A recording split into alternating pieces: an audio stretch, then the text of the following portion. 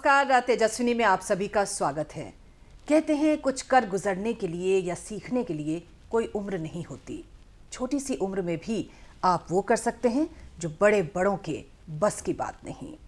हमारी आज की तेजस्विनी भी एक ऐसी ही नन्ही उम्र की है। 12 साल की उम्र में जिन्होंने गीता के सार को समझा, पढ़ा और जीत लिया गीता चैंपियंस लीग का इनाम। प्रथम विजेता बनी वो इसकी। हमारी आज की तेजस्विनी 13 साल की नन्ही उम्र की मरियम आसिफ सिद्दीकी। ईश्वर के कई नाम हैं, लेकिन वो एक ही है और सबसे बड़ा धर्म मानवता का है। कहने को तो ये बड़ी आम फहम बात लगती है और एक धर्मनिरपेक्ष समाज से अपेक्षित ही है, लेकिन जब इस तरह के विचार एक 12 साल की लड़की से सुनने को मिलते हैं तो थोड़ी हैरानी जरूर होती है। जी हम बात कर रहे हैं मुंबई की मरियम आसिफ सिद्दीकी की, जिसने इस साल श्रीमद् भगवत गीता चैंपियंस लीग का खिताब जीतकर सबको हैरान कर दिया। मुस्लिम समाज और परिवेश की मरियम और उसका परिवार भारत में सर्वधर्म समभाव का एक जीता जागता उदाहरण बन गया है। कॉस्मोपॉलिटन हाई स्कूल मुंबई की 6ठी क्लास की छात्रा मरियम आसिफ सिद्दीकी ने करीब 195 स्कूलों के 4500 प्रतियोगियों को पछाड़कर ये अवार्ड जीत लिया। पूरे देश को सभी धर्मों के प्रति सद्भावना का संदेश देने वाली मरियम भगवत गीता और कुरान के अलावा बाइबल का भी अध्ययन करती है। इस प्रशंसनीय कार्य के लिए कई राज्य सरकारों, प्रधानमंत्री और राष्ट्रपति द्वारा मरियम को सराहा गया। ज्ञान अर्जित करने का संबंध किसी धर्म से नहीं बल्कि मानवता से है। इस बात का बोध कराने वाली एक नन्ही लड़की है हमारी आज की तेजस्विनी। तो आइए मुलाकात करते हैं एक नन्ही तेजस्विनी से। हमारी आज की तेजस्विनी मरियम सिद्दीकी। बहुत बहुत स्वागत है मरियम आसिफ सिद्दीकी आपका। इतना बड़ा सा आपका नाम है, इतनी छोटी सी आप दिखती हैं और आपने जो कर दिया वो तो बड़े बड़े नहीं कर पाते। कैसे? कुछ नहीं, बस उम्मीद है इसलिए शायद आगे बढ़ गई मैं। और ये पापा का कहना है और जैसे मैं पापा कहते हैं वैसे ही मैं उनके नक्शे कदम पर चढ़ती हूँ और वैसे ही आज शायद मैं इतने कामयाब पे हूँ। ये बताइए कि गीता मतलब बड़े बड़े नहीं समझ पाते उसका सार क्या है, क्या कुछ उसका मर्म है, लेकिन आपने उसे समझा। ये कैसे आपको लगा कि मैं एक ऐसे कंपटीशन में चली जाऊं जो कि भगवत गीता पर आधारित है? एक्चुअली मेरा एम ये तो नहीं था कि मैं उसको जीतूं। प्लस मैंने मेरे पापा से पहले पूछा, जब मेरी क्लास में सपना ब्रह्मांडकर उनका नाम है, मेरी क्लास टीचर है, वो आई मेरे पास और हमारे सारे फ्रेंड्स के पास आई। बोली उन्होंने कि है ना एक गीता कंपटीशन है GCL और उसमें हर बच्चा पार्टिसिपेट कर सकता है और those who want to participate they can give their name. So मैंने बोला, मैं इससे इन्फॉर्मेशन ली, मैं ये किस चीज़ का कॉम्पिटिशन, और मुझे बहुत शौक है ऐसे सारे कॉम्पिटिशन्स में पार्ट लेना। तो उन्होंने मुझे इन्फॉर्मेशन दी, वही इन्फॉर्मेशन मैंने मेरे डैड को बोली और डैड ने मुझे बताया अगर आपको इसमें इन्फॉर्मेशंस मिल रही है, जानकारी मिल रही है तो आपको ज़रूर पार्टिसिपेट करना चाहिए। और मैंने बताया कि एक्चुअली ये भगवत गीता पे है, तो उन्होंने बोला वाह अच्छी बात है और आपको नई चीज़ सीखने मिल रही है तो आप ज़रूर पार्टिसिपेट कीजिए। उससे पहले आपने भगवत गीता का नाम भी सुन रखा था? हाँ, नाम सुन रखा था लेकिन मैंने कभी पढ़ा नहीं था। लेकिन फ्रेंड्स से कभी कुछ जानकारी मिलती थी कि उनका फेस्टिवल ऐसे सेलिब्रेट करा जाता है, इस तरीके से कुछ हुआ था और कोई एक्सीडेंट आया ऐसे, तो उसमें विजय हुई थी सच्चाई की, तो इसलिए हम उस फेस्टिवल को सेलिब्रेट करते हैं। तो मुझे बहुत मन था कि मैं अलग अलग चीज़ों को पढूं। साथ ही मेरे पेरेंट्स ने बहुत सारी जानकारी रखी है और वही चीज़ हमें बहुत बताते थे। हमें पहले भी बताया गया था कि हर धर्म को फॉलो करना है, कभी भी किसी धर्म पे ये नहीं बोलना है कि नहीं वो अलग है तो हम उनके साथ नहीं जाएंगे। हमें हर इंसान के साथ जाना है और हर इंसान को सही जगह पे लेके। क्या बात है। लेकिन एक बार बताओ कि इतनी छोटी सी उम्र में, जबकि आपकी उम्र के बच्चे कॉमिक्स पढ़ते हैं, टीवी में कार्टून देखते हैं, स्टोरी बुक्स पढ़ते हैं, आपके मन में इतनी बड़ी बड़ी किताबों को पढ़ने की इच्छा कहाँ से? मतलब आपको शुरू से ऐसा मन करता था कि मैं ऐसी बड़ी बड़ी किताबें पढूं, उनको समझूं, या सिर्फ ये एक कंपटीशन था जो सामने था और आपको लगा कि मुझे करना चाहिए? नहीं, जैसे कि मैंने पहले बोला कि मेरा एम नहीं था जीतने का। मेरा एम ये था कि मुझे खाली उसकी जानकारी लेनी है, हासिल करनी है। और फर्स्ट ऑफ ऑल हम 4 भाई बहन हैं, 2 भाई 2 बहन। मैं सबसे एल्डेस्ट हूँ। अच्छा। साथ ही हमारे ये घर पे टीवी अलाउ नहीं है, हम चारों भाई बहन। अच्छा, टीवी हम लोग अलाउड का नहीं। टीवी बैंड है, तो हम ना ही मूवीज देखते हैं ना ही कुछ और। लेकिन जब पापा कोई मूवी देखते हैं और पापा को लगता है कि हमें देखनी चाहिए, तो हमें थोड़ा एंजॉयमेंट के हिसाब से दिखाते हैं कभी। तो आपके जो पीयर्स हैं, जो साथी हैं क्लास में हैं, वो नहीं कहते कि नहीं चलो बड़ा अच्छा टीवी में सीरियल्स आ रहे हैं, बच्चों के कार्टून्स आ रहे हैं, आजकल तो वीडियो गेम्स इतने चल पड़े हैं, वो खेलते हैं, तो क्या पीयर प्रेशर हम इसको कहते हैं कि अक्सर दोस्तों पे से ये प्रेशर आता है कि ये करते हैं हम लोग, तो आपके दिल में कभी ऐसी बात नहीं आई? नहीं, ऐसे कोई बात नहीं आई है और कभी मैंने सोचा भी नहीं, क्योंकि पहले से हमारा बैंड है तो मुझे मन भी नहीं है उसको देखने का ऐसा। अच्छा, और बहुत स्वीट है आप। हाँ, और पापा जब बैठते हैं तो पापा हमेशा न्यूज़ दिखाते हैं हमें ज़रूर। अच्छा, तो हम न्यूज़ देखते तो थोड़ी बहुत जानकारी रहती है, तो हम दोस्तों से न्यूज़ शेयर करते हैं, वो हमें कुछ इन्फॉर्मेशन जब वो देखते हैं तब बताते हैं। क्या बात है। अच्छा, तो फिर ये जब स्कूल में इस तरह का अनाउंसमेंट हुआ और आपने कहा कि चलो हम पार्टिसिपेट करते हैं, फिर आपने उसकी तैयारी कैसे की? क्योंकि भगवद गीता को समझना आसान काम नहीं है, उसके इतने इंटरप्रिटेशंस हैं, मतलब हैं, भावों में भाव छिपे हुए हैं, कैसे कैसे आपने तैयारी की? एक्चुअली मेरे पास 28 डेज था, ऑलमोस्ट 1 मंथ। और वो एक्चुअली एस्कॉन खुद की भी बुक निकालती हैं, जिसमें क्या कहते हैं, हर स्टोरीज़ को ऐसे वो एक्सपांड जो स्टोरीज़ उनको शॉर्ट कर देती हैं। तो मैंने साथ साथ भगवद गीता भी ली थी और वो भी ली थी, तो हम लोग ने वो भी पढ़ा, तो उस हिसाब से मुझे इंटरेस्ट आने लगा और मैंने उसको और आगे शुरू कर दिया। तो उसी तरीके से मैंने ये पढ़ा और शायद मैं सीखने तो के हिसाब से पढ़ा। जब आप पढ़ रही थी उसको, तो कुछ ऐसी डिफ़िकल्टी भी आ रही थी क्या? आपको लग रहा था कि मुझे समझ में नहीं आ रहा है, और आपने इसका शायद ट्रांसलेशन आपने इसका पढ़ा? हाँ, तो क्या क्या कुछ जब आप पढ़ रही थी तो उस वक्त कैसे आप उसको समझ रही थी, अपने अंदर उसे कैसे बिठा रही थी? मैं एक्चुअली जब भी कोई चीज़ पढ़ती हूँ तो माइंड में ही उसका एक फिगर बना लेती हूँ पूरा, और ख़ुद समझती हूँ कि जैसे कि ये स्टोरी है तो मेरे साथ ही हो रहा है ये सब, तो मुझे और इजी हो जाता है कि जब भी अगर उस पर कोई क्वेश्चन आता है तो हमेशा सोचती हूँ ये सब हुआ था, ये स्टोरी, तो ये इसका आंसर है। वो तरीका मेरा पढ़ाई का शायद और मुझे बहुत इजी भी लगता है। और जो डिफ़िकल्टीज़ आ रही थी, जो मैं सॉल्व नहीं कर पा रही थी, कुछ मैंने मेरे पेरेंट्स से सॉल्व करवाई हैं और कुछ साथ ही मेरी क्लास टीचर्स हैं उनसे सॉल्व करवाई है, क्योंकि वो भी बताया था। और सपना मिस जो है वो उसकी एस्कॉन की मेंबर है, तो उनको ऑलमोस्ट आता है, तो उन्होंने हम सब सारे बच्चों की मदद की थी। जी, तो उसमें जैसे गीता एक मतलब ग्रंथ के हिसाब से कोई ऐसा तो है नहीं कि 2 पेज की कोई किताब है, इतनी बड़ी है, बड़ा ग्रंथ है वो। तो जब आप उसको पढ़ रही थी तो कभी इस तरह की फीलिंग नहीं आई कि मतलब मैं इससे क्या क्या ग्रहण करूंगी, या ये मेरे सर के ऊपर से निकल रहा है, मुझ तक पहुंच नहीं रहा, इस तरह कभी कभी कुछ पढ़ते पढ़ते हुआ, या आप एकदम से जैसे कहते हैं ना कि पुस्तक में आप बिल्कुल खो जाते हैं, आप उसमें बिल्कुल ऐसे रवा हो जाते हैं कि फिर उससे बाहर नहीं निकल पाते? आपके साथ में कैसा था? मेरे साथ तो ऐसा था कि मुझे जब इंटरेस्ट है, चलो अब मैं पढूं, तो मैं तब पढ़ने बैठती थी। तो मीन्स मेरे का कोई सवाल ही नहीं है कि मेरा ध्यान यहाँ से भटके। और मेरी बचपन से आदत है, अगर मैं पढ़ाई कर रही हूँ, बाजू में खाना भी रखा है, तो मेरा ध्यान उस पर नहीं जाता। जब मेरी पढ़ाई ख़त्म होती है तब जाके मैं खाना खाती हूँ। और इस बात पर मुझे बहुत डांट भी पड़ती है, लेकिन पापा बचा लेते कभी कभी, बोले अच्छी काम तो कर ही रही है वो। हाँ, तो मतलब आप बिल्कुल उसमें रहो। अच्छा, ये बताओ कि गीता में आपको कौन सी ऐसी सबसे अच्छी उसकी चीज़ लगी, ऐसी बात लगी जिसने आपको बहुत ज़्यादा मतलब प्रभावित किया, आपको मोटिवेट भी किया और इन्फ्लुएंस भी किया? मुझे कृष्णा जी की बहुत सारी बातें बहुत अच्छी लगी और जिससे इंस्पायर भी हुई हूँ कि हमेशा सच की राह पे जाना, क्योंकि जब भी हम सच की राह पे जाते हैं बहुत डिफ़िकल्टीज आती है, लेकिन उम्मीद कभी नहीं हारनी चाहिए हमें, क्योंकि आगे जाके तो रास्ता ख़त्म होना ही है।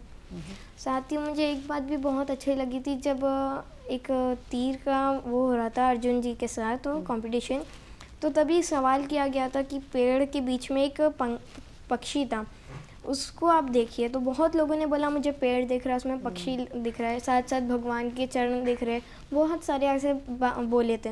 लेकिन जब अर्जुन की बात आई तब उन्होंने कहा था मुझे कि मुझे पेड़ के बीच में एक पक्षी दिख रहा है और पक्षी की सिर्फ एक आँख दिख रही है। तो मतलब हमेशा हर इंसान का एम सिर्फ एक ही होना चाहिए, 100 नहीं होने चाहिए। तो मुझे ये चीज़ बहुत अच्छी लगी थी। वही सोच के मैंने उस वक्त भी मेरा एम यही बनाया था कि मुझे ये चीज़ सीखनी है और कुछ नहीं करना है। जी, जैसे कि भगवद गीता में कहा है कि कर्म किए जाना, इस तरह की कौन सी ऐसी चीज़ें हैं जो कि आपको बहुत ज़्यादा जो कहते हैं ना कि ज़िंदगी में आप उन चीज़ों को गांठ बांध लेते हैं और वो हमेशा ज़िंदगी में आपके साथ चलती हैं। ऐसी कौन से चीज़ें थी गीता में जो आपने पढ़ी जो हमेशा आपके साथ ज़िंदगी में रहेंगी? मेरे साथ ये ज़रूर रहेंगी कि उन्होंने कहा है गीता में, साथ साथ बाइबल भी मैं पढ़ती हूँ, तो मैंने दोनों में कंपेयर किया और कुरान में भी देखा। एक चीज़ लिखी है कि हमेशा हमें कभी भी ये नहीं सोचना है कि हम नर्वस हो जाएंगे तो आगे जाके नहीं बढ़ पाएंगे, ऐसा नहीं है। हम आगे जाके ज़रूर बढ़ेंगे। साथ ही एक और चीज़ बताई गई है कि कभी भी अगर हम एक साथ बैठे रहते हैं तो हमेशा हमें हर चीज़ शेयर करनी चाहिए। अगर कोई भी इंसान, चलिए मैं आपसे एक क्वेश्चन पूछती हूँ, कृष्णा जी और अर्जुन जी गीता में सबसे मेन कैरेक्टर है, तो उन दोनों में से बड़ा कौन है, आप ये बता सकती हैं मुझे? बड़ा मुश्किल है कहना, पर Krishna most of the persons यही बोल रहे हैं। 100 में से 98% तो मैंने पूछे और यही लोगों ने बोला। लेकिन मेरी थिंकिंग के हिसाब से अर्जुन जी ज़्यादा बड़े हैं। भले ही कृष्णा सुप्रीम लॉर्ड है, लेकिन कृष्णा जी के पास सारे ज्ञान थे, वो किसी को नहीं पता थे। लेकिन अर्जुन जी ने जब उनसे सवाल पूछा, वो ज्ञान आज हमारे पास आया है। तो मतलब कभी भी टीचर अगर बच्चों को बता रही हैं और जो बच्चा सवाल करता है वही उसका जवाब हर बच्चों को पता चलता है, तो मतलब सबसे बड़े अर्जुन जी थे। क्या बात है।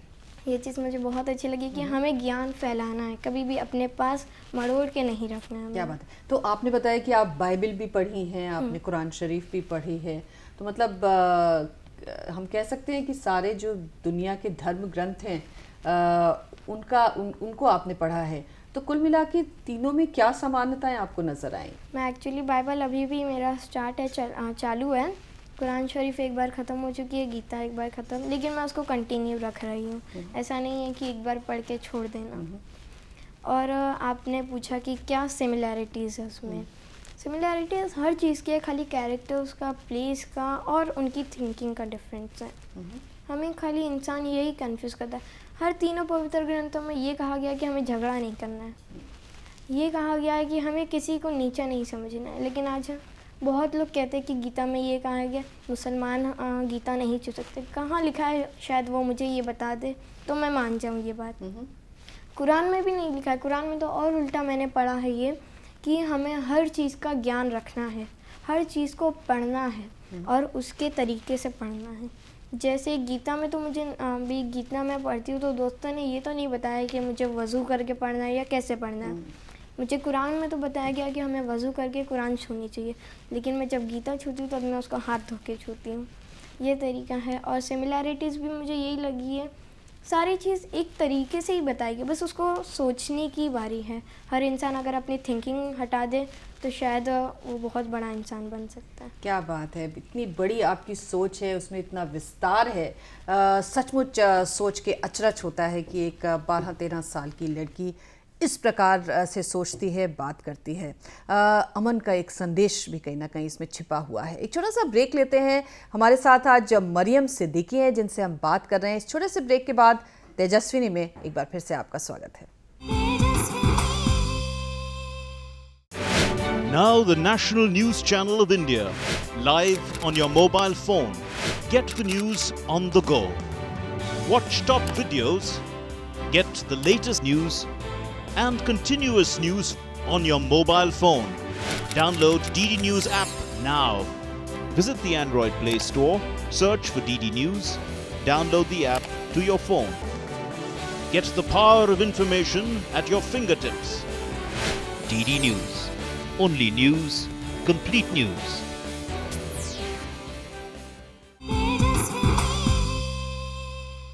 तेजस्विनी में एक बार फिर से आपका स्वागत है। आज हमारे साथ मरियम आसिफ सिद्दीकी हैं जिन्होंने गीता चैंपियंस लीग में पार्टिसिपेट किया और उसकी प्रथम विजेता बन गई महज 12-13 साल की उम्र में। क्या बात है। तो मरियम, जैसे कि आप अभी बता रही थी, कंपटीशन पे एक बार वापस से लौटते हैं। कितने पार्टिसिपेंट्स थे इस पूरे जो कंपटीशन जो आपने जीता, कितने उसमें पार्टिसिपेंट्स थे? टोटल तो नहीं पता एग्जैक्टली, लेकिन इतना है कि 5000 तक थे बच्चे और 105 प्राइवेट स्कूल्स थी और 90 9 गवर्नमेंट स्कूल्स थी। तो मतलब कितना टफ था वो कंपटीशन, और जो एग्जाम था आपका उसके बारे में कुछ बताइए। वो आपको क्या लग रहा था कि उस वक्त आपको सब सवाल आते हैं, या उसमें कुछ ऐसी चीज़ें थी जो नहीं भी आती थी उस वक्त? वो एक्चुअली एग्ज़ाम रिटन था, साथ साथ उसमें 100 मल्टीपल क्वेश्चंस थे, अच्छा। और उसमें सिर्फ हम लोग को 4 ऑप्शंस है, उसमें हम लोग को सिर्फ एक आंसर टिक करना है जो राइट आंसर है। और 100 तो मैंने जवाब दे दिए, लेकिन मुझे डर था कि कुछ गलत होगा। लेकिन मैंने सोचा ही नहीं था मुझे जीतना है, तो मुझे डर नहीं था। मुझे ये था हाँ मैंने ज्ञान ले लिया है, भले ही पूरा नहीं लिया हो, लेकिन जितना मेरे लिए था उतना तो मैंने लिया है, और शायद आगे भी मुझे लेना है। जी, और उसके बाद जब आप जीत गई तो विश्वास हुआ था आपको? नहीं, बिल्कुल विश्वास नहीं हुआ था, क्योंकि उस वक्त मुझे पता चला कि वहाँ हमारे स्कूल में से टोटल बहुत सारे बच्चों ने पार्टिसिपेट किया था, और वो 6 to 10 स्टैंडर्ड तक था। तो मुझे और डर था कि ऑलमोस्ट बड़े बड़े बच्चे तो वही जीतेंगे, और मैं 6 स्टैंडर्ड में थी।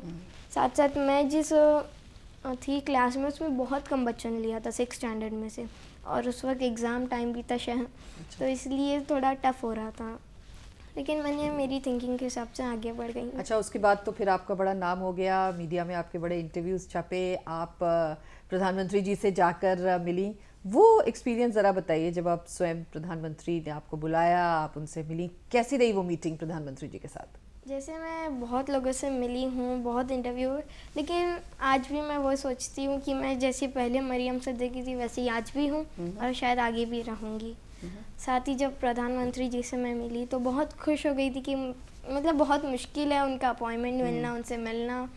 जब मैं गई उनके पास तो बहुत सारी बातें की हम लोग ने। मैंने उनको मतलब शॉल भी उड़ाई थी, उनको सम्मानित किया था, क्योंकि उस वक्त उन्होंने स्वच्छ भारत अभियान का जो निकाला था मिशन, वो भी पूरा किया, उसमें वो आगे बढ़े, और उनका मिशन का कामयाब भी हो गया। साथ हम उन्होंने मुझे बहुत बधाई दी, उन्होंने मेरे लिए गिफ्ट रखा था। क्या था गिफ्ट में? एक्चुअली हर पवित्र ग्रंथ थी 4, गुरु ग्रंथ साहिब के 4 वर्जन, गीता, बाइबल और कुरान। अच्छा। साथ साथ एक डिक्शनरी ऑफ बुद्धिज़्म की थी, और अभी भी है मेरे पास, रखी है मैंने उसे, और मैं पढ़ती भी हूँ। साथ हम लोग जब बात कर रहे थे तभी उन्होंने मेरे फ्रेंड्स के बारे में पूछा, और मेरे को देखते के साथ ही उन्होंने बोला कि आप शायद खाना नहीं खाती हैं। तो मैंने बोला नहीं, मैं तो खाना खाती हूँ। तो बोले नहीं, आप झूठ बोलिए, आपका पूरा देख के आप खाना नहीं खाती हैं। उसके बाद बोले अच्छा ठीक है। फिर पूछा कि आपके फ्रेंड्स आपको क्या बुलाते हैं? मैंने बोला मरियम बुलाते हैं नाम से। तो उन्होंने बोला नहीं, आपको पागल बुलाते होंगे। मैंने बोला क्यों? तो बोले नहीं, आपको पागल ही बुलाएंगे, आप हमेशा पढ़ती रहती हैं, इतना हो गया, आपका मीडिया में कवर आया, और हमेशा आप पढ़ती रहती है, बड़ी बड़ी बातें करती हैं। तो मैंने बोला नहीं, मेरे फ्रेंड्स मुझे मरियम ही बुलाते हैं, और मैं वैसी ही हूँ। मैं भी बहुत खेलती हूँ, मस्ती मजाक करती हूँ, डैड के साथ भी मस्ती मजाक करती हूँ। उन्होंने बोला अच्छा ठीक है। फिर उसके बाद मेरे कान भी बहुत खींचे थे कि आइंदा से आप आएंगी, क्योंकि वो गुजरात के हैं, मैं भी गुजरात बॉर्न हूँ। अच्छा। मेरी मॉम गुजरात की है। तो जब उनको पता चला तो उन्होंने बोला गुजराती बोलिए आप। तो मैंने बोला मुझे गुजराती नहीं आती। तो कान खींचे उन्होंने। बोले नहीं, अभी आपको आइंदा से आएंगी तो आपको गुजराती सीखना पड़ेगा, मुझसे गुजराती में बात करना है। फिर मम्मी के साथ उन्होंने गुजराती में बात की, पापा से हिंदी में बात की, क्योंकि पापा यूपी के, उनको गुजराती इतनी नहीं आती है। और बहुत अच्छा एक्सपीरियंस रहा। मुझे लगा ही नहीं कि शायद मैं बहुत नर्वस रहूँगी उनके सामने। मैं पहले बहुत डरी थी, लेकिन उसके बाद जब मिली तो मैं सरप्राइज़ हो गई थी। और बिल्कुल उन्होंने मेरे से इतने प्यार से बात किया, उनका बिहेवियर मुझे बहुत अच्छा लगा, और मैं बहुत खुश हुई उनसे मिलकर। तो आपने फिर प्राइम मिनिस्टर्स रिलीफ फंड में भी आपने जो चेक आपको मिला वो आपने वहीं दे दिया? हाँ, मैंने एक्चुअली पहले ही प्लान किया था, क्योंकि मुझे बहुत सारी राशि मिली है, लेकिन मैं नहीं चाहती। मैं चाहती हूँ कि वो सारी राशियाँ में है ना एजुकेशन में आगे बढ़े। और मैंने वो सारी राशि लोगों को दी थी, और बहुत एजुकेशन फंड्स में दी है, और बहुत सारी प्राइवेट उसमें दी है ऑर्गेनाइजेशन में। साथ ही जो गवर्नमेंट ऑर्गेनाइजेशन है उसमें भी दिया है, और फंड है ना जो है उनका प्राइम मिनिस्टर का, उनको भी दिया, बहुत सारे सीएम्स को भी दिए। तो उनको जब दिया तो बाद में उनका मैसेज भी आया कि ये मैंने आपका जो स्वच्छ भारत अभियान में आपने दिया था फंड, वो आपका मैंने यूज़ किया है। और उनका मैसेज आया तो मैं बहुत खुश थी कि रिप्लाई भी आया है। और उस वक्त भी उन्होंने मुझे जब गिफ्ट दिया तो बोला था कि आपको ये सारी गिफ्ट की किताबें हैं, आपकी मनपसंद है। और उन्होंने मतलब ढेर सारी थी, तो मैंने जब पकड़ी तो मैं गिरने वाली थी एक्चुअली ऑलमोस्ट।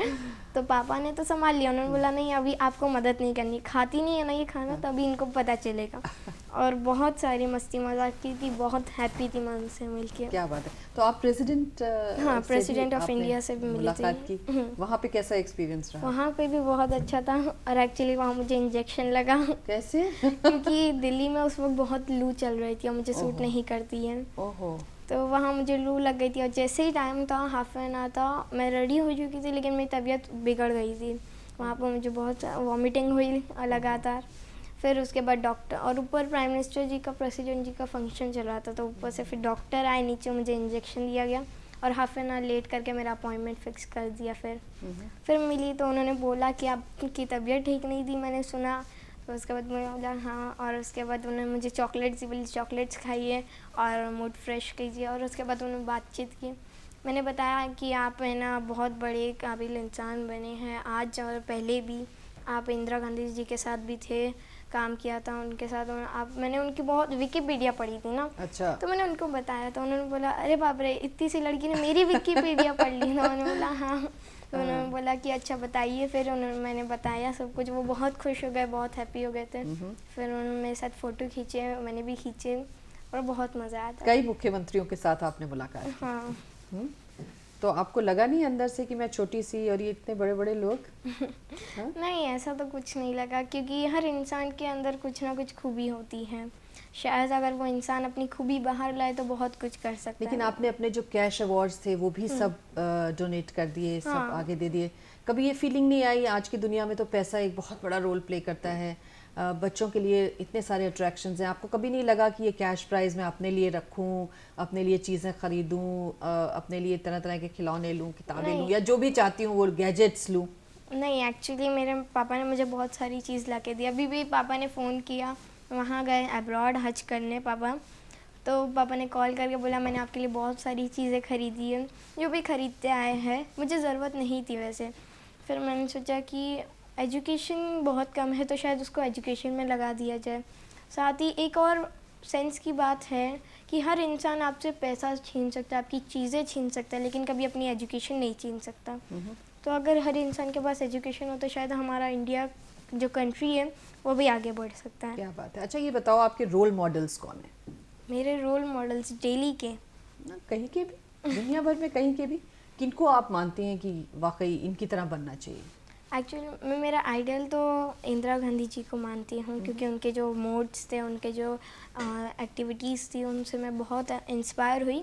आप तो मुंबई में रहती हैं, मुंबई में तो बड़े हीरो हीरोइन हैं, वो आपके रोल मॉडल्स नहीं है? नहीं एक्चुअली क्यों? नहीं, मुझे कोई शौक नहीं है ऐसे, लेकिन हाँ आमिर खान है, क्योंकि आमिर खान जी की मैंने बहुत मूवीज़ देखी है, पापा दिखाते हैं, और मैंने एक चीज़ बहुत नोटिस की है, उनकी मूवीज़ में बहुत सारा मैसेज होता है। और अभी पापा ने बहुत मतलब पीके मूवी दिखाई, गजनी दिखाई, और मेरी फेवरेट गजनी थी। फर्स्ट मूवी मैंने वो देखी थी, और मेरी फेवरेट भी वो बहुत थी।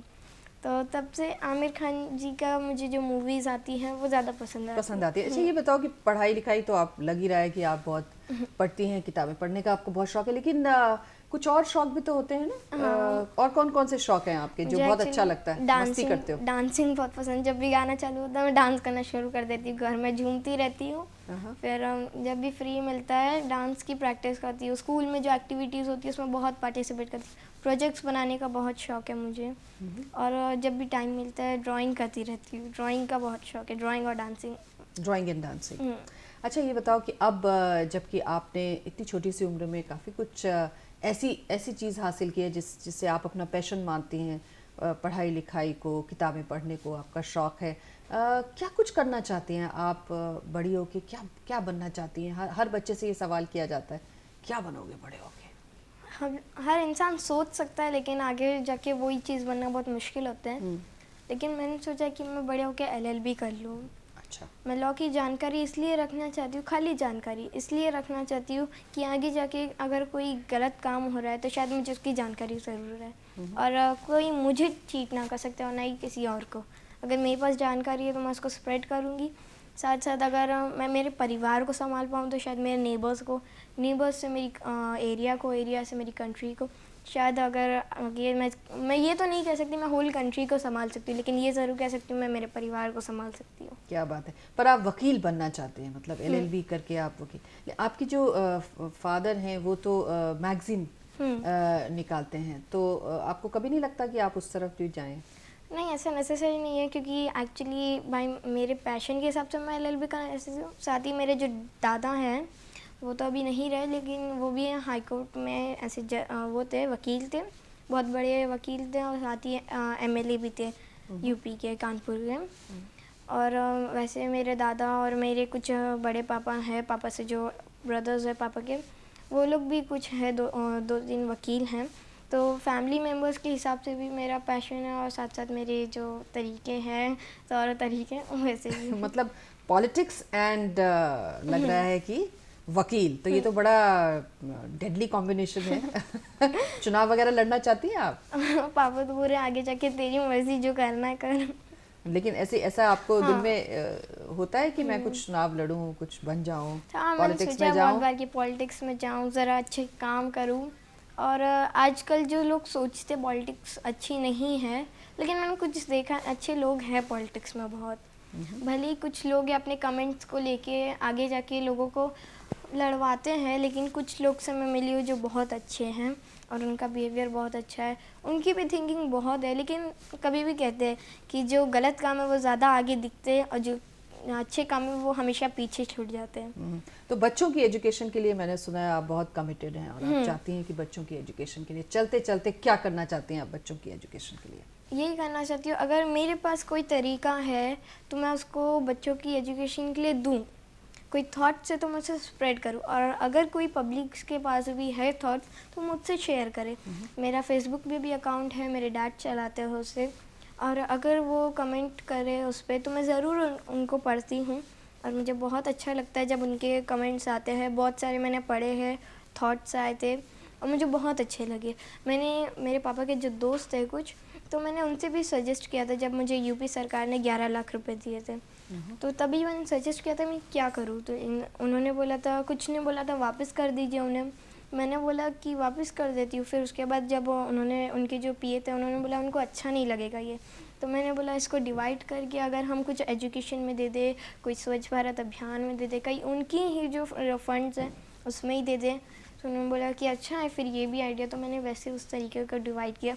तो शायद लोगों के भी थॉट्स बहुत अच्छे हैं, अगर उसे आगे लाया जाए तो कुछ ज़्यादा अच्छा काम हो सकता है। क्या बात है। और हमें उम्मीद है कि आपका जो मिशन है, आपका जो एम्बिशन है और जो लक्ष्य ज़िंदगी में आप अपने लिए चुने हैं वो ज़रूर पूरे होंगे।